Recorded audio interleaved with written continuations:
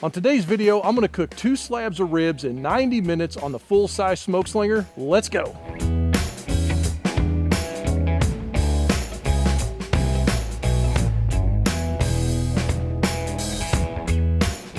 Okay guys, this recipe comes direct from El Presidente himself. That's Dustin McCormack. He's the creator of the full-size SmokeSlinger, and him and his guys build these every day at our shop down in Texas. So Dustin taught me this recipe recently where we slide all the tuning plates together and leave a gap at both ends. We're gonna build a fire in both drawers, and that's gonna give us a really good, even, radiant heat straight up underneath of those 2 slabs of ribs. We're gonna start bone down, membrane on, and then we're gonna flip them over for the last 15 minutes. So without further ado, let's get this pit set up, and hopefully I can do this as good as El Presidente did. You're gonna love it. Okay guys, the magic of this method is gonna be the radiant heat from the charcoal baskets below. So what we're gonna do, like I said, we're gonna slide all these tuning plates together, and then we're gonna leave a small gap at both ends.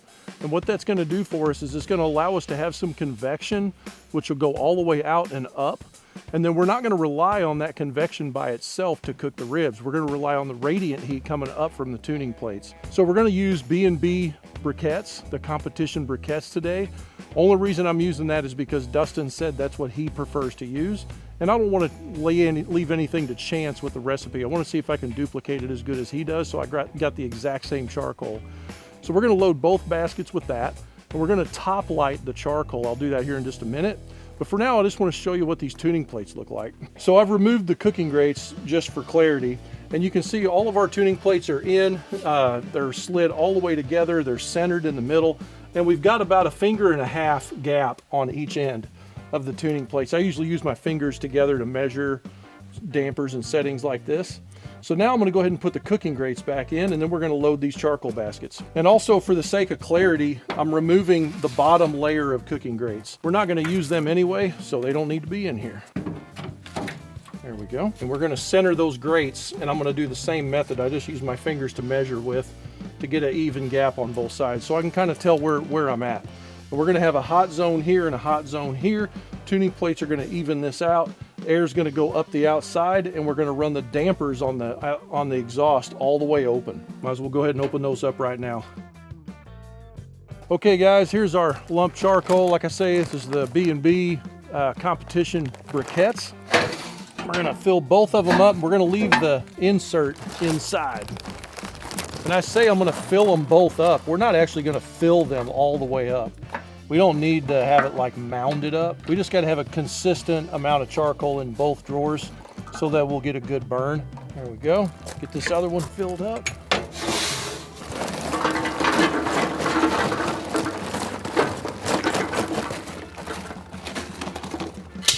If you wanted to, you could go ahead and use like a charcoal chimney or some other method of lighting the top of this. I'm going to use the torch.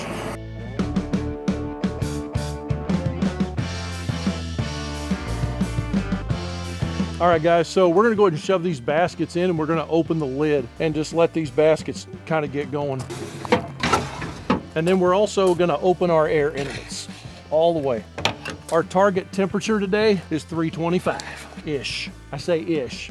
320, 40, but 325. I'm just gonna leave that lid open. Let's get our ribs prepped. All right guys, so we're gonna get our ribs trimmed up here. What I've got today is some full-size spares, the Prairie Fresh Naturals. Just went down to the store and grabbed these today. They're pretty fatty. They've got a lot of marbling in them. You can kind of see that through the package there probably. They're not exactly cheap ribs, I wouldn't say. These are competition grade ribs that are untrimmed. Spare ribs are my favorite because they come from where the bacon is, the front end of the ribs right here. Note to self, need to sharpen that knife, LOL. Get that out of here.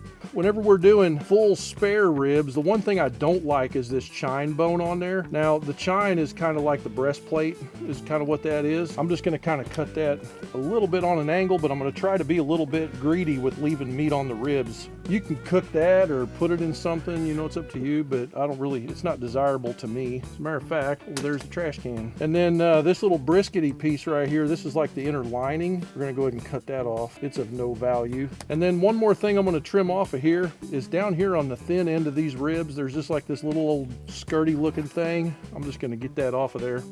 You could square these up if you wanted. If you wanted to make St. Louis ribs, you would cut right across the top right here. You cut this point off that's right here. You just cut straight across. But I'm gonna leave these whole. Now the membrane, I'm not gonna cut that membrane off. Basically what I'm gonna do is I'm gonna score that membrane so I get the protection of that membrane on the bottom of the bones and the meat like that while we're cooking, because we're trying to go 90 minutes on these ribs now. So the first thing I'm gonna do is just cut some scores across the bones like that right there. And then I don't go with the bones, I go diagonal. One of the main points of having this membrane on there is to keep things together, keep it protected. And I don't want those bones to tear right in the middle right there. So that's kind of what we're doing on that. Get this other slab out here. You'll notice I cut on the back of the ribs. I don't want to cut the front. We're going to cut off this little membrane here. Anything that just looks undesirable. Now we've got that, the chine bone's already been cut off of this slab, so that's good. It's kind of weird how sometimes they do it and sometimes they don't. I never did understand that. And then I've just got this little old skirty looking piece down here. We're just going to try to find a bone and cut on the meat side of that bone. Anyway, last thing to do here is score the membrane. According to El Presidente, this is the only way to go. Now I will give you this, Al Fragoni, if you watch his channel, Live Fire Cooking, he's from Argentina and he always leaves the membrane on everything. And as a matter of fact, I don't even think he scores it. That's something else to consider, but I'm gonna score it anyway. Oh, one more thing I forgot about. There's almost always a tiny little bone shard right here at the end of this slab.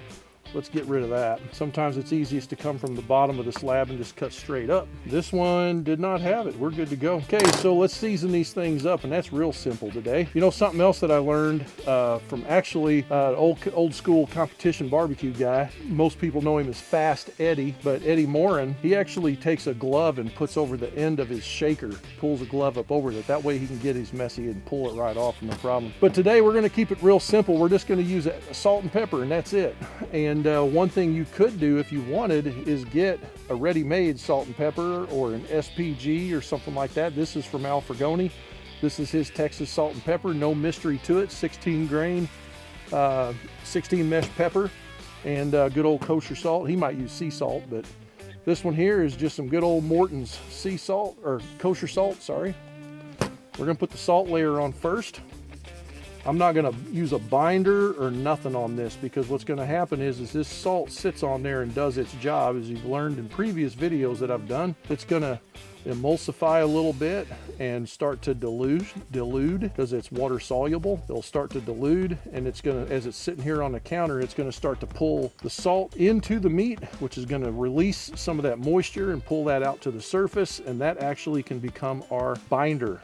So go ahead and just flip it over and do the other side. Pepper's going to be non-soluble, so it's not going to dilute in the water or in the liquid and the moisture. But what it is actually going to do is kind of emulsify, where it will actually kind of be in that top layer of the meat. It's non-soluble because it doesn't completely dilute in water, but it will kind of sit there and cruise on the top. So let's flip this back over. You can already see that working. I don't know if you can see it on the camera, but it is like, look at the moisture already on that.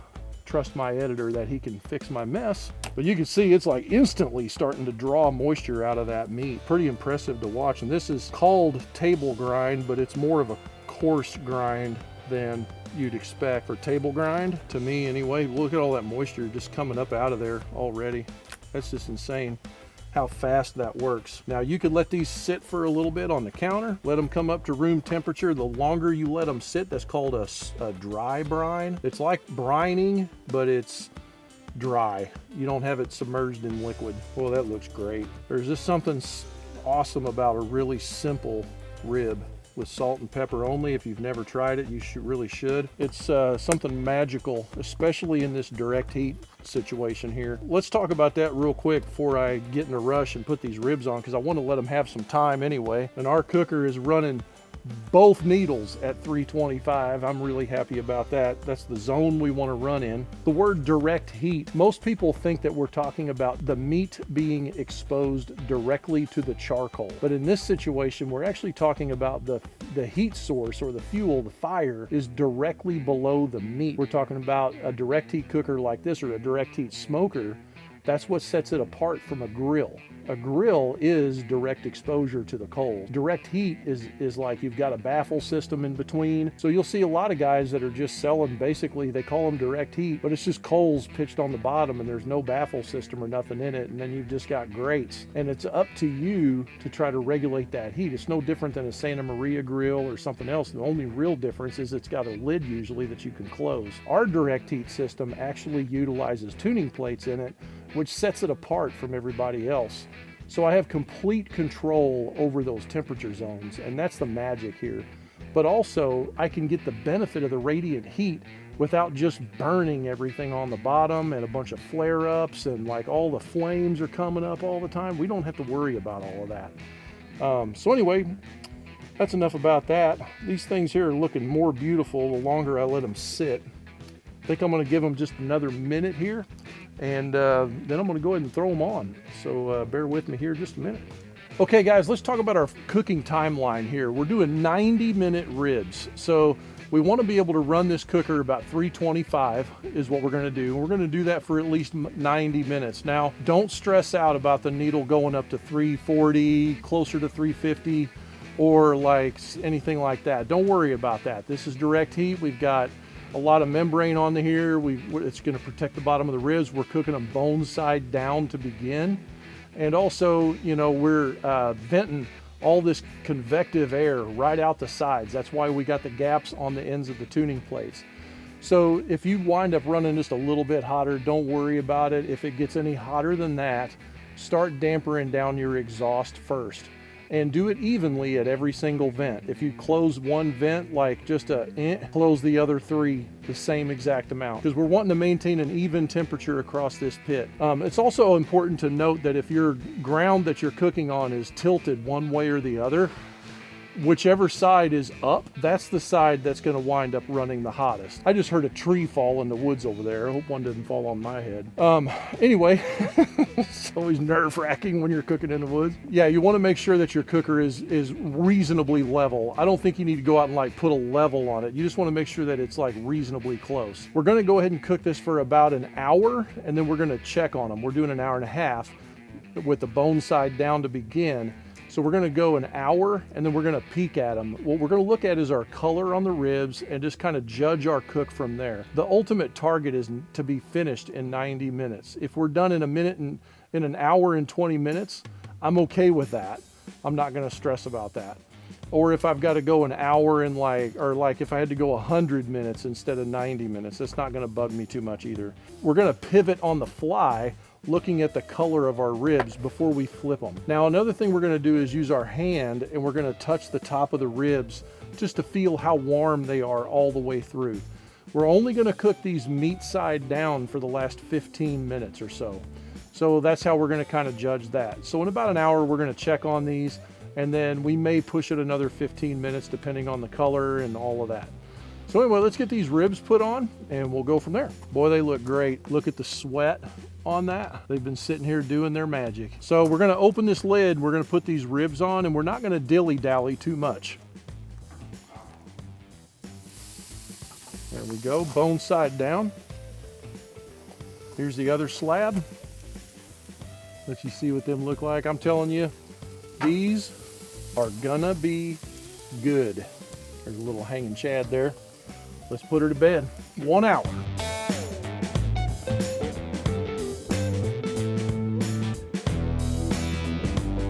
Okay guys, so it's been right at an hour and 5 minutes. I did open up and just kind of touch. I didn't look at them, but I stuck my hand under the lid and kind of checked while I had my gloves off to see if it was warm on top. And they're warmed all the way through. They're actually kind of hot on the top side. But let's go ahead and open up all the way and check these ribs real quick and see what we think. For the record, this is a 90-minute cook, so I'm probably gonna go another 15, but I just wanna look. Oh wow, look at that. So we've got really nice pullback on these bones right here on both slabs. I'm really impressed with that. We've got good moisture sitting on top. Like you can see it's sweating through on the top of the bones. Look at that. So here you go. Look at that. Get in the camera. Drip, drip, boy. So let's look at the bend on that. Let me do the other side right there. So we got some good tenderness there. We're not splitting up on top when I bend them. So I think what we want to do now is I'm probably just going to rotate them horizontally is what I'm going to do, just to kind of get them in a, oh, we didn't look at the bottom. Let's look at the bottom. There you go. That's what we look like on the bottom. We're not burnt or nothing. And actually I'm sitting here feeling that membrane, and I can feel it's starting to kind of pull loose just a little bit. So we're going to go ahead and finish out our next 15 minutes. Let's go ahead and get this lid closed. So we've been running 325 the entire cook. It's been really reliable. Both needles just in sync with each other. And what we're going to do now is we're going to go ahead and give it another 15 minutes, just like El Presidente said to do. And then we're going to go ahead and check on them again. And we should be ready to flip for that final 15 minutes. So anyway, stay tuned.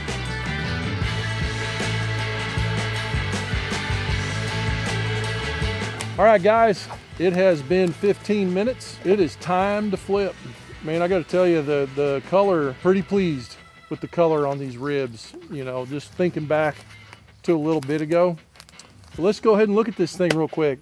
Here we go. Oh, look at that, boy. So I can actually see some bubbling up on top in the middle, like air coming up out of these ribs. I'm telling you, pretty happy with that. Let's see the bend. We'll go ahead and flip this slab over. You want to see the color? Let's look at the color. Serious pullback on these bones. Here's the bottom. This is a slab we did not look at a minute ago. I'm happy with that. So I'm gonna go ahead and put that one face down on there. Let's look at our other one. There's the moisture. Some pullback. There's, oh yeah, yeah. As a matter of fact, I should probably flip these end for end. Here's the bottom. I am digging it. So I'm gonna move this slab over and this one on this side. And it just smells so good, like salt and pepper pork ribs. I mean, now we got to set a timer for 15 minutes. All right, guys, so you've seen the magic right there. We're gonna go ahead and set a timer now for 15 minutes. And then when we come back, we're gonna check them out. And in a dream world, I would sauce these and set sauce on the pit. I'm not really afraid of drying these ribs out. I've personally eaten them before, and I was pretty happy with the moisture content of those ribs. One of the things about this is you have to practice, you know. Don't be afraid to burn up a slab of ribs, you know. If you can get them done in 90 minutes, imagine how fast and how enjoyable your cook is gonna be. And I'm telling you, there's no sacrifices on these ribs. We're not spritzing, we're not wrapping. It's just juicy and awesome. I could see the juice pushing up out of the top of the meat just a moment ago. So anyway, let's give this 15 minutes and we'll be right back.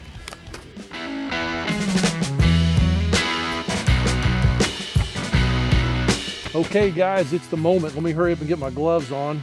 It's been 15 minutes, so it's been exactly 90 minutes since we started. And we're lucky because this is my very last set of gloves in this box. And I don't have any more down here at this end of the property farm, the barbecue farm. Here we go. Oh man, look at that. Boy, you can see that sizzle. These bones pulled back really nice. Oh my goodness, I can already tell you. So here's the meat, the bone side right here. Look at that. Let's look at the other side. Oh my gosh, they look so good. Let's look at that. There you go. I'm digging it.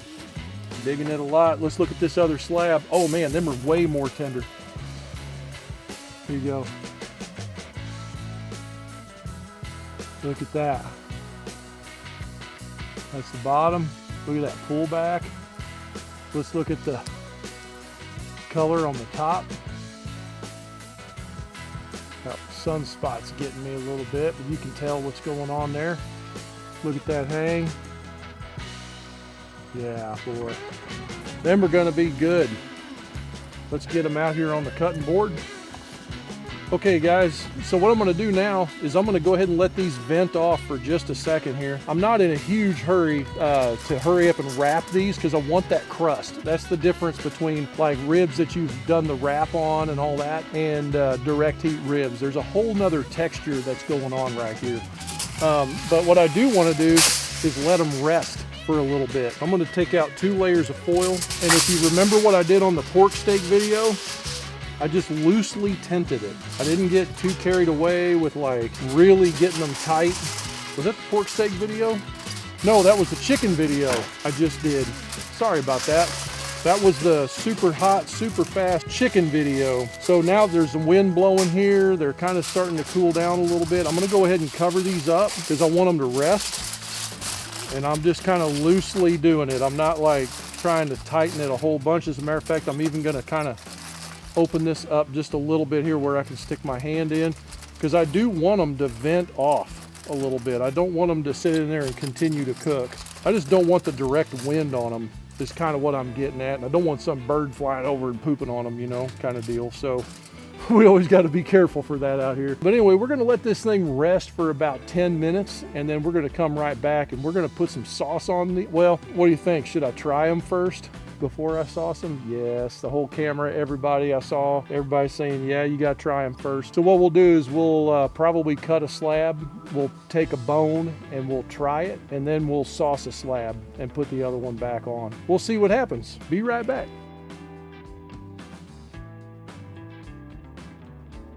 Okay guys, here's the moment. Right on, let's get us a bite of this thing. I'm actually gonna pull this whole thing off on this side. All right, random.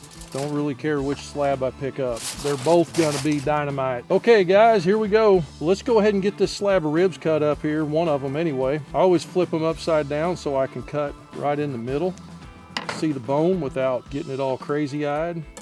Here we go. That's the 1, 2, 3, 4. That's bone number 5 right there. Get you a picture of it there on that side. Now, what I always do when I'm biting a rib for tenderness, I always try to bite right in the middle, on, up against the main bone on one side, and then I'll turn it around and bite the other. And what I'm looking for is not just a good, pleasant bite, but also I want to see a good, clean pull from the bone, like meat pulling from the bone. Let's see what I got here. Oh. I don't know if you could hear that crunch, that outer layer of skin. Yeah, man, clean bone pull right there. That's what I'm talking about. That is a tender rib. When you go number 5 in, that's still in that meaty part with the big bones, you know, and you can get a really good bite right there. Good idea what the whole slab's gonna do. Take a bite from the other side now. Buddy, it don't get no better than that. Look at that. Just good old salt and pepper and the pork fat coming through, and we let it emulsify and we let that salt kind of start to, you know, dissolve into the moisture that come up out of the meat, the myoglobin, the protein juices, and you can literally taste it's salty down in the meat. You can get that out of this. Very, very, very light charcoal smoke because we just used charcoal. It's very, very light on the charcoal flavor.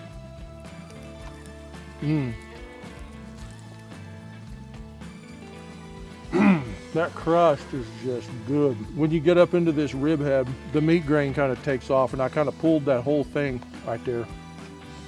I ain't worried about that though. That's a good tasting rib. Okay, so that's what they are, just on their own 2 legs, no sauce set, nothing like that. Okay, now we're gonna take it to the next level here. All right, so I've got some Blues Hog. I got the Champions blend, which is basically what everybody on the competition circuit uses. I really, really like this. I went ahead and took some of this raspberry chipotle, this Blues Hog Raspberry Chipotle. There's the other shot of the Blues Hog Wild. This raspberry chipotle though, man, I'm just telling you, it's like a whole nother level of stuff. What I did is I made me a little foil boat out of some of that foil. Check this out. I got some raspberry chipotle sauce that I've been preheating on that cooker, getting it warmed up. I'm gonna take this rib and I'm gonna kind of make a way where I can dunk this, and I'm gonna sauce it on all sides. And I'm gonna slap this rib. Look at that, would you? We're gonna put that right back on the cooker. And we're just gonna put it bone down, and I'm gonna let that sauce set here for just a minute. Oh man, this is gonna be good. If you've never had this raspberry chipotle on pork, you are missing it. It is good stuff. Here we go, there's another one, same deal. We're just gonna give that a minute, and while I'm at it here, I'm gonna eat one without setting the sauce and tell you what I think. Gonna roll it around in there. When you're doing it, don't squish on the rib head end of it, because that's where there's a lot of juice in there. Let that drip off. Here we go. That's like candy, man, with some salt in it. Oh my gosh. Them ones I'm setting sauce on are gonna be silly. Another clean bone pull. Man, what a great bite. You know, spare ribs, like I said, it's the cousin of the bacon. It's like the bacon sits right on top of the spare ribs. A good piece of that pork belly does. It's just good, I'm telling you. Man, 90-minute ribs. Dadgum. We can throw it out in the woods, can't we? Woo boy. Guys, I'm telling you, I am a super fan of that. Wait for these in here that's got the sauce setting on them for just a minute. Should I sauce this whole other slab? I think we'll play around with this slab with just the raspberry chipotle, but I'm gonna grab this Champions blend. There went the top. I'm gonna destroy my cutting board. Check this out. All right, there's that. Just gonna kind of toss it in there just a little bit. Oh boy, look at that. All right, now we're gonna do the top. Right, layer like that. Boy, I love that pepper in there, that aftertaste, and that chipotle, them raspberries. Oh man, it's like candy. But we're gonna get a whole different flavor profile on this one here. Check it out. That's what we look like. Let's set this back on there. If you remember the bite that I had on that pork steak that I sauced directly over the coals, it was crazy. Should be illegal. That's what we're gonna get here. My buddy Paul, he works on the heavy equipment. He always keeps my stuff running, and he's coming over. He's gonna eat a rib with me. I wonder what he's gonna think about it. I'm gonna eat this little end bone here. Oh man, even on the end, clean bone pull, good moisture. So let's talk real quick about this whole situation here. We did fridge cold ribs directly out of the fridge. No tricks, no brine, no nothing. Cut them open. We started the pit, the full-size SmokeSlinger, with all the tuning plates shoved together. Little gap on each end is like 1.5 fingers. That's probably just under 1.5 inches gap on both ends. We ran this pit at 325 for an hour and a half. And during that time, I didn't have to do anything to it. Like, let's just say, pretend it's Friday night, which it really is. Everybody's like, oh my gosh, what are we gonna do tonight? All your buddies are wanting to get together and hang out at the garage or the shop or in the backyard, or the kids want to go swimming at the neighbor's house or whatever it is. I want to make some ribs real quick. Okay, let's make some ribs. If you hurry up and get yourself home, you can light the pit. Let's say 5:15, 5:30. You can get this thing lit up if you're fortunate enough to get home that early. You can go ahead and do you some ribs. You'll have them done by 6:30. Right, if you get them on at 5, and ready to eat, and full charcoal fire. You won't have it's a legit smoked rib, or you can call it a grilled rib, direct heat rib. It's just an amazing way to cook rib. Now in a subsequent video coming soon, I'm going to do El Presidente's 3-hour ribs, which is a little different take on it if you want to get that little bit longer smoke on them. By the way, don't construe that we can't cook a 3-2-1 rib on this pit. We absolutely can. We can run this pit at 225, 230, 240 as long as you want. It's just a matter of your fire management. I've done briskets on here that, matter of fact, the brisket I just did in the videos, if you go back and watch it, that brisket was insane. And then I put a 12-hour rest on it. It's probably one of my best briskets. It's up in the top 5, I would say. So you can do a lot with these full-size SmokeSlingers, But hey, I got these 2 bones in here that have been sitting for a little bit while I've been rambling on. Let's check on them things and see what they taste like. Oh yeah. Here we go. Let's get that up in the camera so you can see some drip on the juice there doing its thing. Let's get a bite of that raspberry chipotle on this bone. Oh, it's hot. I gotta let it cool a minute. That sauce is set perfectly though. Okay, here we go. Let's take a bite. Oh man, it's still pretty hot. Golly, what flavor, man. I don't know, when you heat sauce and you let it set on meat, it does something to it. It gets that little skin on it, and you get whatever the smoke is, like in this case it's charcoal smoke, but you get that grilled flavor on there, or you get the wood smoke flavor on that sauce. I think that sauce absorbs smoke flavor like way more than anything else. And man, it's just really, really good taste. Oh yeah, well there you go guys. I got this other slab back here. Let's get a picture of that for the camera. Look at that bend. Man, I wouldn't get mad at that. Let's get a picture up in here. 90-minute ribs, man. There you go. I'm gonna hold on to that slab for later. It's just pretty. There you go. El Presidente's 90-minute ribs on the full-size SmokeSlinger. Get yourself a SmokeSlinger. You can do ribs like this. It's the easiest thing in the world. Fire management was a dream. This thing ran itself at 325 for an hour and a half, actually longer than that, but no problem. It was easy to start, easy to clean up, you know, the whole bit. So if you want, just go on over to smokeslinger.com, hit the quote button up there at the top, skip ahead and get your quote, and you'll be redirected to our form. If you fill out that form, you'll be able to get a better deal on shipping. Otherwise, the prices are all on the website. The only thing we're quoting is just the shipping, a better deal on shipping. And sometimes Dave or a member of our sales team, sometimes they got a special that they're running. Different times of the year or whatever. So don't be afraid to fill out that form and get a quote and just see if you can get a better deal. On the website, you can totally just check out on the website. You know, it's no stress to us or anything. There is financing on there as of right now. This is summer 2025. There should always be financing on there. Can't imagine a reason there wouldn't be. So, and then phone number, if you want, is all over the website. You can give us a call, 762-772-2727, and you can get a hold of me or Lisa or Dave, and we're happy to talk to you about anything you got going on with your backyard, your situation where you're wanting a SmokeSlinger. So anyway, till next time, keep your smoke thin and blue, and don't forget, like this video for me, give me some courage to keep going, and subscribe to the channel so you don't miss anything. Appreciate you. Have a great one.